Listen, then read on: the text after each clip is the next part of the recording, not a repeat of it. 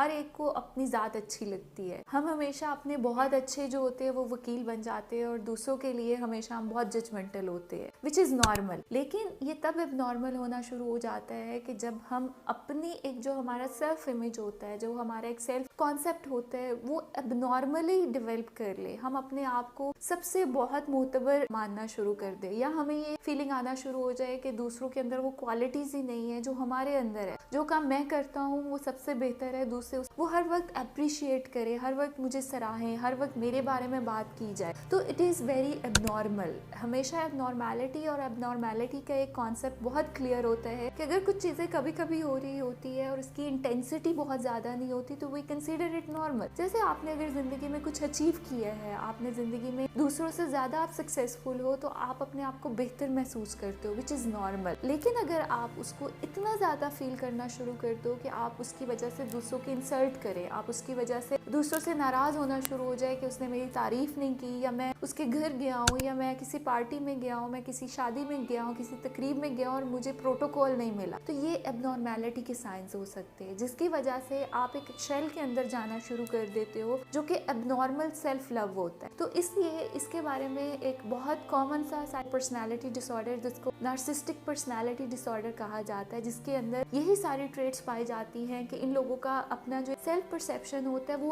Unrealistic होता है। Unrealistic का मतलब ये है कि हर इंसान के अंदर खूबियाँ और खामियां होती है, लेकिन वो अपनी खूबियों को ओवर एग्जैजरेट करते हैं, उनको लगता है कि वो बहुत स्पेशल। सेकेंडली, हमेशा वो चाहते हैं कि लोग उन्हें एडमायर करें, लोग उन्हें अप्रिशिएट करें, लोग उनकी तारीफ करें, और जब लोग उनको इस तरह से ट्रीट नहीं करते तो वो लोगों की तरफ मोर नेगेटिव उनका जो एटीट्यूड होता है वो होना शुरू हो जाता है। वो लोगों से बहुत खफा रहते हैं, वो लोगों को हमेशा बुरा भला कहना शुरू कर देते हैं, जिसकी वजह से अक्सर ये देखा गया कि नार्सिसिस्टिक पर्सनैलिटी डिसऑर्डर का शिकार लोग आइसोलेट हो जाते हैं, वो अकेले तन्हा जो होते हैं वो रहना ज़्यादा पसंद करते हैं। Very important thing is that कि ये लोग अगर कुछ परफॉर्म करते हैं, अपना कोई काम कर रहे होते हैं, तो उनको ये एक मिसअंडरस्टैंडिंग होती है कि हम बहुत परफेक्ट वे में कर रहे हैं, हमसे कोई बेहतर नहीं होता। तो ये सारी चीज़ें उनको हर वक्त एक कंपटीशन में रखती है, हर वक्त डिस्ट्रेस का शिकार जो होते हैं वो रहते हैं, उनके अंदर बेसुकूनी जो होती है वो पाई जाती है, क्योंकि इट इज़ वेरी अनकॉमन कि आपको इसी तरीके से ट्रीट किया जाए कि आप बहुत बड़ी कोई सेलिब्रिटी हैं और आपको स्पेशल प्रोटोकॉल्स मिले। तो इसलिए इसको पर्सनालिटी डिसऑर्डर जो है वो कंसीडर किया जाता है, जिसकी वजह से इन लोगों के अंदर बहुत बेचैनी पाई जाती है। अक्सर ये लोग आइसोलेशन का शिकार हो जाते हैं,